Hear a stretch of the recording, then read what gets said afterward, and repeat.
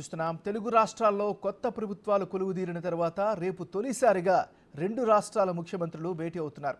రేపు సాయంత్రం 4 గంటలకు ఈ భేటీ జరుగుతుంది. రెండు తెలుగు రాష్ట్రాల భేటీకి ప్రజాభవన్ వేదిక కానుంది. ఇందుకోసం ఏర్పాట్లు జరుగుతున్నాయి. రాష్ట్ర విభజన తర్వాత ఇప్పటికీ అపరిష్కృతంగా ఉన్న అంశాలపై ముఖ్యమంత్రులు మధ్య ప్రధానంగా చర్చ జరగనుంది. ఇందులో ప్రధానంగా షెడ్యూల్ 9, షెడ్యూల్ 10లో ఉన్న సంస్థల విభజనపై చర్చించే అవకాశాలున్నాయి. అటు విద్యుత్ సంస్థలకు సంబంధించి రెండు రాష్ట్రాల మధ్య బకాయిలపై చర్చించమన్నారు ఇద్దరు సీఎంలు. దాదాపు 24,000 కోట్ల రూపాయల ఏపీ ప్రభుత్వం తెలంగాణకు బకాయిలు చెల్లించాల్సి ఉంది. కానీ 7,000 కోట్లు తెలంగాణనే తమకు చెల్లించాల్సి ఉందని ఏపీ పట్టుబడుతోంది. సో దీనిపై కాస్తో రేపు క్లారిటీ రానుంది.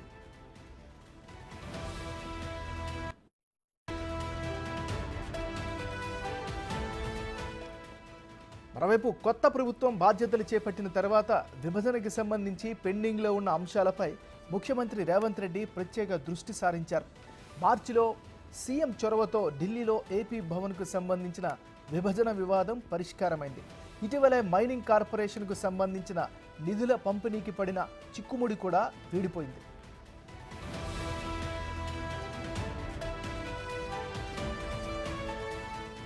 ఇక ఇప్పటి వరకు విభజన వివాదాలపై రెండు రాష్ట్రాల అధికారుల మధ్య దాదాపు 30 సమావేశాలు జరిగాయి.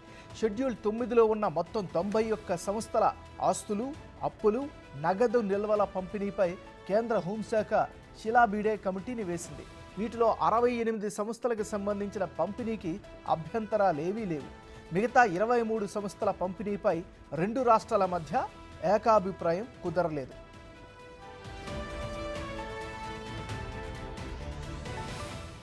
పదో షెడ్యూల్లో ఉన్న 142 సంస్థల్లో Telugu academy, Telugu university, Ambedkar university వంటి 30 సంస్థల పంపిణీపై ఇంకా వివాదాలు కొనసాగుతున్నాయి.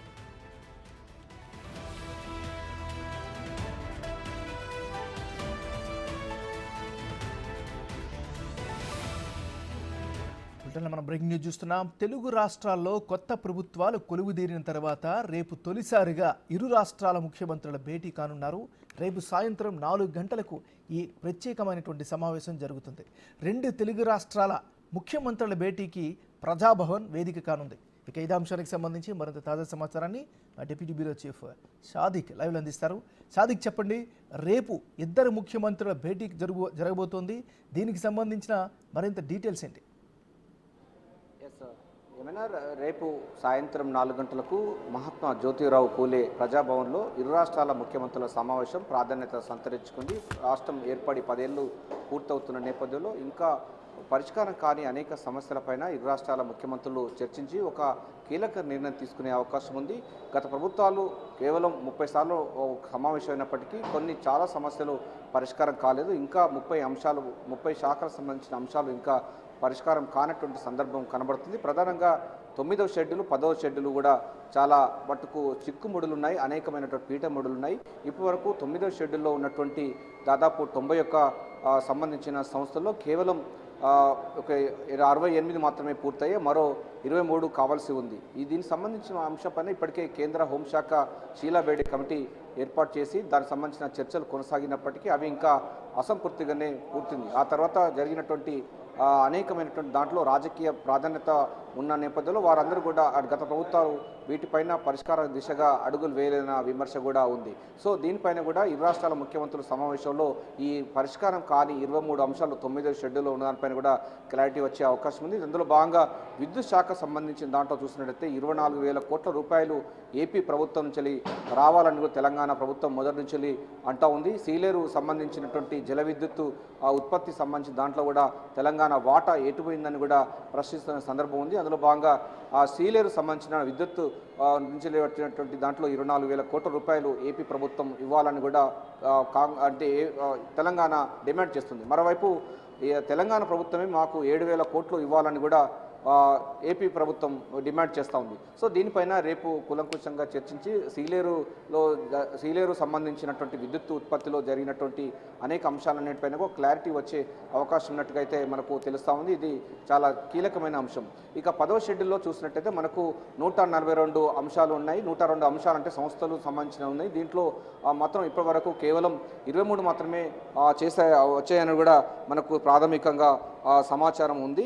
సో దీనిపైన కూడా పూర్తి స్థాయిలో కూడా అంటే మొత్తంగా చూసినట్టయితే మనకు 10వ షెడ్యూల్లో 142 సంస్థల్లో ఇప్పటి వరకు తెలుగు అకాడమీ కానీ లేకపోతే అంబేద్కర్ యూనివర్సిటీ కానీ ఇతర లేబర్ డిపార్ట్మెంట్ గా తదితర డిపార్ట్మెంట్ సంబంధించిన దాంట్లో కూడా చాలా తీవ్రమైనటువంటి చిక్కుముడు ఉన్నది. అకౌంట్స్ సంబంధించిన దాంట్లో ఉన్నటువంటి పరిస్థితి కనబడుతుంది. దీంతో పాటుగా మనకు ప్రధానంగా హెరిటేజ్ బిల్డింగ్స్తో పాటుగా lake view guest house, AP DGP office సంబంధించిన దానిపైన కూడా తమకు మరికొద్ది రోజులు కూడా రెంట్కు ఇవ్వాలి. ఎందుకంటే ఉమ్మడి రాష్ట్రంలో ఉన్న నేపథ్యంలో ఉమ్మడి రాష్ట్రం వరకు మొన్న జూన్ 2వ తారీఖు వరకు ఏపీ వాళ్ళు దాన్ని వాడుకున్నారు. మరికొంత కాలం కూడా కావాలని కూడా ప్రభుత్వాన్ని అంటే తెలంగాణ ప్రభుత్వాన్ని ముఖ్యమంత్రి రేవంత్ రెడ్డిని చంద్రబాబు విజ్ఞప్తి చేసే అవకాశం ఉన్నట్టుగైతే మనకు తెలుస్తూ ఉంది. సో చాలా పరిష్కారం కాని సమస్యలపైన ఆ పూర్తి స్థాయిలో ఒక చిత్తశుద్ధితో ఈ ఇరు రాష్ట్రాల ముఖ్యమంత్రులు చేసినట్టయితే విభజన సంబంధించిన అంశాలు పూర్తి స్థాయిలో తొలగిపోతాయని కూడా భావిస్తున్న నేపథ్యంలో ఈ భేటీ ప్రాధాన్యత సంతరించుకుంది. మార్చి నెలలో ఢిల్లీలో ఉన్నటువంటి ఏపీ భవన్లో బైఫర్కేషన్ జరిగింది. అది పూర్తి స్థాయిలో ఫుల్ఫిల్ అయిపోయింది. ఎక్కడ కూడా ఎటువంటి పేచీ లేకుండా జరిగిన సందర్భం తెలిసింది. ఇటీవల కూడా మనకు మైన్స్ డిపార్ట్మెంట్ సంబంధించిన దాంట్లో కూడా ప్రభుత్వం చొరవ చూపింది.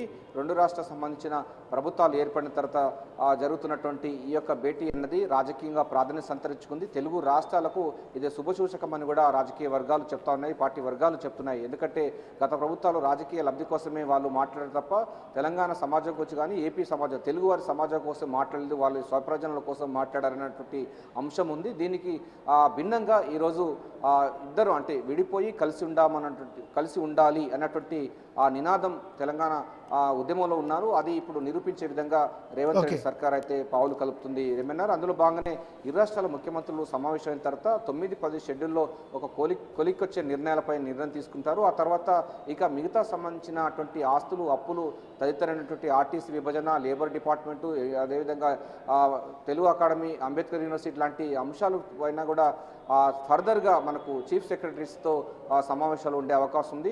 తొలుతగా ఇరు రాష్ట్రాల ముఖ్యమంత్రులు పాల్గొనడం అనేది ప్రాధాన్యత సంతరించుకుంది. దీంట్లోనే అప్పుడు నదీ జలాల వివాదాలకు సంబంధించిన అంశాలు కూడా వచ్చే అవకాశం ఉన్నట్టుగా అయితే తెలుస్తుంది. ఏదైనప్పటికీ ఒక సోదర వాతావరణంలో రెండు రాష్ట్రాల ప్రభుత్వాలు ఈ యొక్క విభజన సమస్యలను పరిష్కరించుకొని విడిపోయి కలిసి ఉండడం, ఆస్తులు అప్పులు సమానంగా పంచుకునే విధంగా మాత్రమైతే తొలి అడుగు పడుతుందని చెప్పవచ్చు. ఏమైనా ఓటు.